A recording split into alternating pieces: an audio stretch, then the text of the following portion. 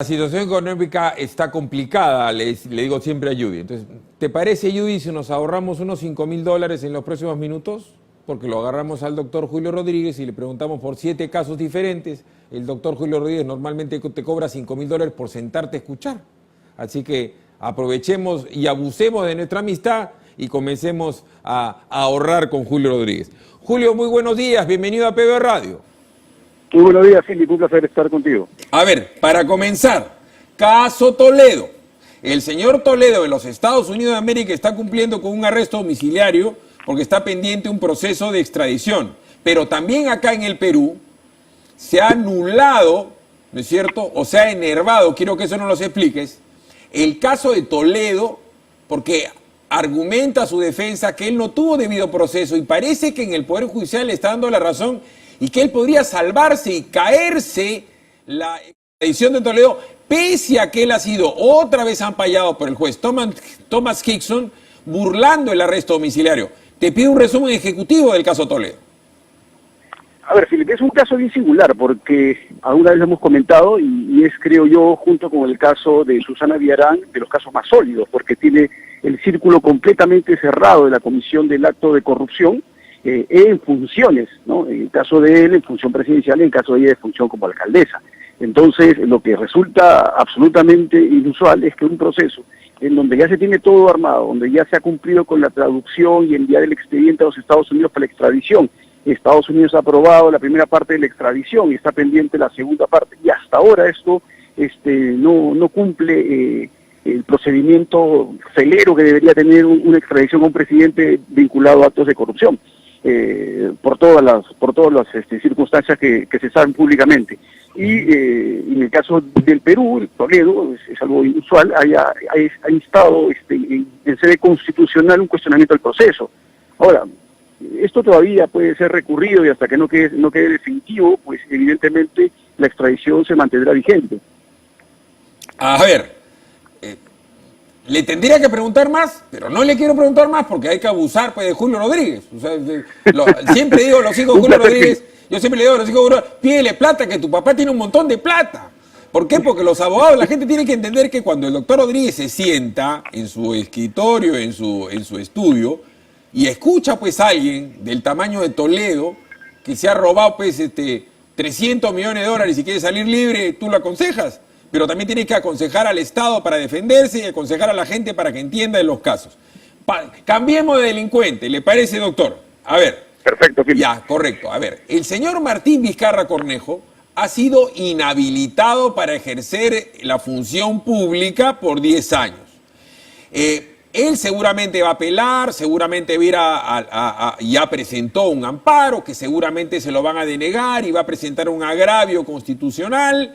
Y el agravio constitucional se elevará al TC y muy probablemente, como dice su colega Daniel Alarcourt, probablemente le den la razón y regresará. Pero ese es el tema constitucional. Pero también hay un correlato de ese mismo problema del vacunagate penal. ¿En qué va su problema penal? Porque después le va a preguntar por el tema de INCOT, el tema de las coimas, ¿no? Penalmente el vacunagate, ¿en qué condición está Vizcarra ante ese problema? Bueno, lamentablemente, como tú sabes, esto está en manos de la Fiscalía de la Nación y el procedimiento que se ha iniciado es absolutamente lento, ¿no? Esto debería haber generado, como en otros casos, la celeridad necesaria, tomando en consideración la complicada situación de salud en la que estamos y la ausencia de la posibilidad de la población de televacunas. Entonces, acá hay una desidia de la autoridad frente a perseguir a Vizcarra, ¿no? Sin perjuicio de que el solo hecho de que se haya constatado el día de hoy que la vacuna no solo es ineficiente, que no se ha pagado un monto exorbitante por la vacuna, ya debería permitir a la Fiscalía de la Nación ir ampliando la posibilidad de una investigación por actos ya no solo de las reglas más elementales de contratación, sino que además sobre algo muchísimo más grave. Esas vacunas necesariamente han sido de alguna forma obtenidas de manera irregular, el Estado peruano ha pagado un sobreprecio increíble y eso tendría que investigarse porque lo que se estaría detrás ocultando eventualmente son actos de colusión desleal, actos de corrupción mucho más graves, ¿no? Ok, sigamos avanzando, porque el tema constitucional va por sus vericuetos. Yo creo que va a regresar, pero en fin. Mr. Peter Paul Kuczynski, PPK se va a vacunar. Pero PPK ha dejado de ser presidente hace un montón de tiempo. Y PPK está con un arresto domiciliario como consecuencia de su estado de salud avanzado y delicado. Pero, ¿por qué no lo enjuician? ¿Por qué no se inicia el juicio oral al señor Kuczynski? ¿Qué tiene que ver la pandemia o su estado de salud con la demora de la presentación fiscal y el inicio de su tema penal? ¿Hasta cuándo vamos a esperar? Bueno, esto nuevamente pasa con muchísimos casos de la Fiscalía, ¿no? La Fiscalía anuncia con bombos y platillos que tiene casos, tiene detenciones, y a la hora de que se comienza a constatar si es que efectivamente han cumplido con realizar los actos de investigación, uno va verificando permanentemente que no los hacen, y por eso muchas de las carcelerías acaban venciéndose y los implicados acaban siendo excluidos de la posibilidad de una detención, porque el Ministerio Público pues se demora eternamente en avanzar cada una de las etapas correspondientes. En el caso de Kuczynski también es lamentable que no exista hasta el día de hoy la instauración formal de una acusación, un caso que además tenía puntualmente una actividad probatoria no muy amplia. Incluso, si tú lo recuerdas, forzaron una figura, porque hay que reconocer también que la Fiscalía a veces abusa, y el abuso ahí para mí fue clarísimo. Forzaron una figura para tratar de colocarlo en crimen organizado, incluyendo a su secretaria y a su chofer. Y a pesar de todas esas ventajas con las que ha corrido la Fiscalía, pues es sorprendente que el día de hoy todavía no tenga una acusación en ese caso, y sigue ahí permanentemente en estado latente. Y lo más probable, lamentablemente otra vez, es que seguro Kuczynski comenzará a circular libremente, porque se habrá vencido la detención que tiene, porque no ha hecho nada el Ministerio Público. A ver, sigamos con lo mismo. Otro presidente, Humala. Ya, Humala, vamos a decir que ha sido candidato, que era políticamente incorrecto acusarlo, pero Humala tiene también un rosario de temas, no solamente por el tema madre mía, sino por el tema de su guardaespaldas, ¿no es cierto? Judy, hazme recordar, el señor Emerson Fasabi, pero sí también por el presunto lavado de activos en el que habría incurrido Keiko, que ahorita hablamos de Keiko, y su esposa tienen un arresto domiciliario. ¿Qué tenemos que esperar? ¿Qué tiene que suceder para que se inicie el juicio ya al expresidente Humala, que no tiene ya protección constitucional, y a la ciudadana Nadine Heredia Alarcón, que es un peatón desde el punto de vista del privilegio constitucional? ¿Estamos en las mismas ahí?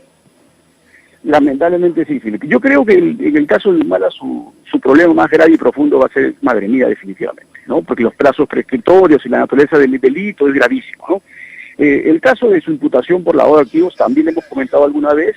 Yo sí entiendo que el lavado de activos de Humala es un lavado de activos que seguro se va a caer, porque no tiene pues de ninguna manera posibilidad de sustentarse, sobre todo cuando el Congreso de la República modificó el Código Penal e introdujo una figura que se llama financiamiento ilegal de campaña política.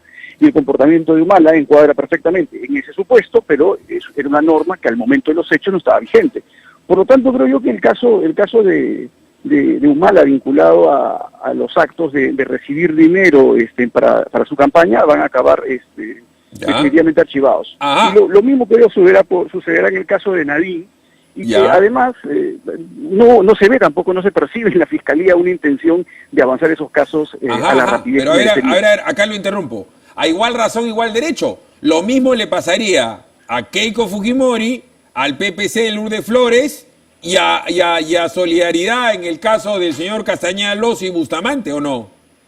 Sí, a todos les pasaría exactamente lo mismo. No le sucede eso definitivamente a Toledo, a Kuczynski, tampoco le sucede eso a la exalcaldesa Villarán, porque todos ellos han recibido dinero siendo funcionarios públicos. O sea, en el caso de ellos, de ninguna manera se puede ocultar los actos de corrupción.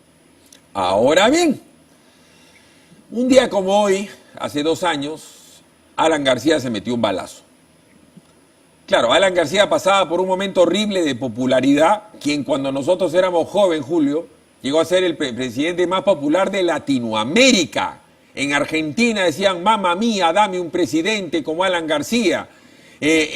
Cantaba con los charros en Plaza Garibaldi, era, qué duda cabe, el mejor orador de la historia del Perú, el mejor orador de la historia de la Internacional Socialista, era el vicepresidente de la Internacional Socialista. Primer gobierno nefasto, pero Alan García un amo de la popularidad en su momento. Hace un muy buen segundo gobierno. Sin embargo, la gente lo castiga en las urnas y lo comienza a odiar porque supuestamente era narco. El caso de los narcoindultos quedó en nada. Cuéntele a la gente su visión hoy del caso de narcoindultos y por qué ese infausto día hace 2 años Alan García iba a ser detenido por una presunta coima diferida dada en el pago de un honorario profesional en un evento en Sao Paulo que fue financiado por Odebrecht y otros más. Recuerden los 2 casos que tienen que ver con la caída en popularidad y con la muerte de García. Bueno, el primero de ellos, el famoso caso de narcoindultos, fue un caso inventado, ¿no? Fue un caso que tuvo un objetivo claramente político. Exactamente lo mismo que el día de hoy sucede con el famoso caso Cuellos Blancos. O sea, guardando las distancias, el caso Cuellos Blancos, el de verdad, me refiero, el que sí tiene contenido de actos vinculados al narcotráfico estrictamente en el Callao, es un caso que se construyó válidamente y que comenzó una investigación. Lo que sucede es que de ahí se jaló a otras personas y se infló un caso que buscaba simplemente otra vez presionar, condicionar el comportamiento de determinadas autoridades desde una perspectiva política. Eso fue lo mismo con narcoindultos. O sea, hablaban de miles de millones de dólares y al final Facundo Schindel fue el único condenado y condenado solamente por dos casos. O sea, supuestamente eran una cantidad enorme de personas indultadas y que habrían pagado y solamente se le condena por 2 casos. Y además, perdón, Julio, la estructura de los hechos imputados era lo siguiente. Alan García se juntaba con Aurelio Pastor y con Facundo Schindel, hacían una comisión para indultar a narcos, en la cual el narco tenía que poner $10.000 por año de pena conmutada. Entonces, cada narco, que podrían ser 1.000, 2.000, 3.000, tenía que poner 10.000 por año. Entonces, se armaba un inmenso pandero, una pirámide de corrupción. Eso se ponía en una caja de billete y ahí se lo repartía Alan García, esa era la teoría, ¿no? Alan García con Aurelio Pastor y Schindel. Entonces, Alan García se volvió bruto en ese momento, ¿no? Siendo el supermalo que podía pedirle por teléfono una coima a Odebrecht de, no sé, pues si a Toledo le dieron 23, a Alan García le podían dar pues 40, ¿no? Entonces Alan García, en vez de robar en lo grande, porque supuestamente era un desgraciado, iba a confiar en Schindel y en Aurelio Pastor en robarle a 2.000 narcos que podían salir libres y decirle, devuélveme la plata o te mato. ¿Esos eran los hechos imputados o no? Sí, así de ridículos eran insostenibles, porque como tú lo dices, si es que se hubiese cobrado siquiera la mitad de lo que se comentaba en la fiscalía como teoría de su caso, pues deberían haber miles de millones de dólares repartidos entre estas 3 personas, lo cual Correcto. Era absolutamente impensable, ¿no? No, y además el volumen es una estupidez, pero sigamos en las estupideces. El señor García supuestamente va a dar una charla a la Cámara de Comercio de Sao Paulo, le pagan que 80, 90, o sea, Alan García está pues en condición de cobrar eso, no es Philip Butters, ¿no es cierto? Ni Julio Rodríguez, Alan García. Pero ese evento, que era de la Cámara de Comercio de Sao Paulo, también era auspiciado por Odebrecht. Entonces Odebrecht le habría dicho, posterior al gobierno de García, para pagarle una coima diferida, porque ya había terminado, contraten a García, toma la plata, encubrieron y García así se benefició. Entonces esa era una coima. Entonces había que meterlo preso a García. ¿Por qué? Porque era un grave delito, porque se podía fugar y porque había obstruido la justicia. Por eso es que, como dice Salvador del Solar, porque Salvador del Solar es uno de los grandes pasapioleros en el Perú, Alan García se mete un balazo porque la justicia tocaba a su puerta. ¿Nos grafica ese caso? Bueno, lamentablemente lo sucedido con el expresidente García vuelve a evidenciar lo que dije hace un momento. Lo mismo, o sea, coima diferida no existe. O sea, acá lo que tendrían que haber acreditado nítidamente es que ese dinero tuvo un objetivo ilegal, pero tendría que además haber estado referido a un acto anterior. Por lo tanto, el delito de corrupción en cualquiera de sus modalidades, contratación ilegal, colusión desleal, etcétera, es un delito en donde muchísimas veces el pacto ilícito es suficiente para configurar el injusto. No se necesita que el dinero se entregue hasta que exista la promesa de entrega. Por lo tanto, que posteriormente a los hechos García haya viajado a dar una conferencia que supuestamente sea el pago de una coima, era irrelevante si es que se tenía la imputación construida sobre la base de que él habría recibido dinero también en el mismo sentido para financiar su campaña política. Y vuelvo a repetirte, yo entiendo que ese delito, al momento de los hechos, no estaba previsto en el código, por lo tanto no puede ser configurado como lavado de activos. Ya, Ese es el problema en muchísimos de esos casos, ¿no? Ya, ok, pero en el caso de la coima diferida ya es ridículo. Pero hay algo más ridículo aún. Sí, claro. Si Alan García estaba en la misma condición presidencial de un Kuczynski al cual le pagaban en su momento los de Odebrecht asesorías encubiertas para H2 Olmos o Vías Nuevas de Lima y le pagaban la empresa, la de Kuczynski ni siquiera era una empresa offshore, era una empresa establecida en Miami a su nombre. Y le ponían la plata en Miami y se la mandaban a Lima, a nombre de Kuczynski. Así, ese era el caso de las asesorías de Kuczynski cuando era ministro. En el caso de Toledo, Toledo le pide a su amigo Maiman que ponga una empresa en algún lugar de Italia o del Banco Italiano, le dan la plata en el Citibank de Londres, el Citibank de Londres le manda el Scotiabank de Costa Rica y eso le manda la plata acá y se compra. Lo de Toledo y las coimas de Odebrecht que está redondo, es esférico, es casi perfecto. Entonces, Alan García... Y ahí también el lavado de activos es perfecto. Correcto. Entonces, recibe el dinero y comienza a hacer actos de transferencia y de conversión de lo ilícitamente obtenido por la corrupción. Correcto. Entonces, pero Alan García también se vuelve bruto en ese momento y se vuelve torpe y se vuelve vulgar y tremendamente imprudente. Y según la presión que le hace la fiscalía al señor Nava, con Alan García muerto, le dice, échalo a García. Entonces el señor dice, ya, el señor Barata vino a Palacio un montón de veces y Barata traía maletines, o sea, traía loncheras de plata. Y como Alan García lo hacía pasar, el señor venía y le daba loncheras de plata a Alan García en la mano. Entonces Alan García cobraba en Palacio, en vivo y en directo, siendo presidente, loncheras de plata, se las guardaba en el escritorio presidencial y loncherita en loncherita el señor cobraba presuntamente millones, porque Alan García no sería más barato que Toledo, por decir algo, ¿no? Pero además también tenía su amigo, el señor Atala, que le guardaba la plata en Europa. No sé cómo hacía el señor Atala, le sacaba la plata de Europa, se venía a Lima y le llevaba todos los meses $30.000 en efectivo a Alan García. O sea, Alan García es el único loco que saca la plata para traerla, porque normalmente los políticos la sacan para que no venga, pues no. O si la traen como Toledo, no. A Alan García le decía a Atala, cobra una coima y dame mis $30.000 mensuales religiosos. Durante todo el tiempo que Alan García fue presidente y después también. Ahora tráeme a Europa mi plata. Esa era la teoría. Si fuera cierto el caso, ¿en qué va el caso Atala y Nava? Bueno, también lamentablemente es un caso que tenía un objetivo político. El objetivo político estaba dirigido a Alan García. Una vez que Alan García hubiese estado detenido, es obvio que el caso se iba a desinflar como los demás casos. Y, lamentablemente García tomó la decisión de poner fin a su vida y el caso se desinfló. Como exactamente se iba a desinflar, así estuviese preso, porque el objetivo era tener a García preso para comenzar a realizar a través de las imputaciones construidas por la Fiscalía un control de todo lo que pudiese de alguna manera percibirse como un adversario político contrario a todo lo que hemos visto que hizo Vizcarra y la gente que lo rodeó, ¿no? Correcto. Ahora terminamos por el último que tiene que ver con Julio Rodríguez, porque Julio Rodríguez ha sido abogado de Chávarri.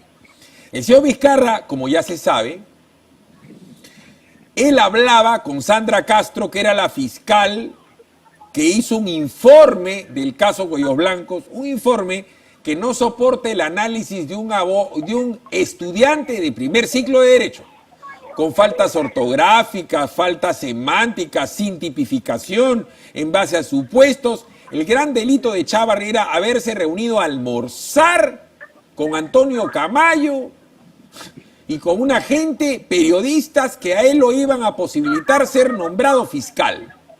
Ese era básicamente, y como el otro señor era Cuello Blanco, y era Cuello Blanco porque era Cuello Blanco, porque no tenía nada que ver con el Rich Port del puerto, lo meten a Chávarri de la cabeza. Y la señora, eso lo hace la señora Sandra Castro, que se reunía con el señor presidente de la República en su casa, con otra fiscal de apellido Rodríguez, ¿no es cierto? O sea, ¿cómo es posible que eso haya pasado, que ya se sepa y la Fiscalía persista en afirmar que el señor Chávarri era cuello blanco? Si cuando lo más probable es que el señor presidente, que era un enemigo de Chávarri porque le iba a investigar el caso Ixa o Brahim Saíncot, haya digitado a esta señora Sandra y a otra señora Rodríguez, perdón, ¿cómo se llama la otra? Rocío Sánchez, perdón, para hacer lo que hicieron. Pablo Sánchez mudo, la actual fiscal de la Nación, Zoraida Ábalos, muda. Y Chávarri con su imagen pública y su carrera destrozada. ¿Qué va a hacer Chávarri? Bueno, lo hemos conversado en innumerables ocasiones también. Es un caso construido para buscar el control hegemónico de la Fiscalía de la Nación, ¿no? Porque sacar a determinados fiscales supremos, lo mismo ha sucedido en el Poder Judicial, sacar a determinados jueces supremos, no tiene otro objetivo que no sea mantener un control hegemónico de ambas instituciones, porque lo que está haciendo lamentablemente el Ministerio Público, el Poder Judicial y sobre todo la Junta Nacional de Justicia en estos casos es ser un instrumento de la persecución política que había tramado y trazado en Vizcarra, con el objetivo de que en algún momento, como ahora, ¿no?, busque cobrar todos los favores que dio y todos los actos ilegales que fue planificando. Entonces, yo creo que definitivamente este tipo de casos van a acabar siendo revertidos, porque se va a conocer muchísimo de lo que Vizcarra hizo y a través de quienes operó para poder destrozar la autonomía y la poca institucionalidad que estaba construyendo tanto el Poder Judicial como el Ministerio Público. Entonces, esto ha sido un golpe directo a estas personas, ¿no?, para poder de esta manera, como tú lo acabas de señalar, pues tener la posibilidad de ganar amparos, tener la posibilidad de que determinados jueces que pueden ser una suerte de obstrucción para los planes de Vizcarra, pues ya no estén en su cargo, o condicionarlos para que hagan lo que él quiere porque hace gala de que tiene un poder en la Junta Nacional de Justicia. Entonces, correcto, definitivamente, el caso del doctor Chávarri es un caso que no tiene ningún tipo de fundamento. O sea, la destitución del doctor Chávarri es básicamente un acto político, porque no hay nada de fondo. Y la Junta Nacional de Justicia algún día responderá. Julio ha sido muy amable. A ver, Toledo 1, Vizcarra 2, PPK 3, Humala 4, Alan García 5, Keiko 6, PPK 7, Lourdes Flores 8, Castañeda 9, Chávarri 10. Judy, nos hemos ahorrado $50,000 con el doctor Julio Rodríguez. Un placer, Filipe, para mí. Correcto, muy amable. Judy se ríe. Saludos a usted. Muy amable. Judy se ríe, pero ustedes no saben que Judy está conminando al contador a ser abogado penalista. O sea, tributario penalista o penalista tributario. No es amor al chancho, es amor al billete. ¿Por qué eres así, Judy? No hay derecho. Judy sería un excelente abogado penalista, porque es alegosa.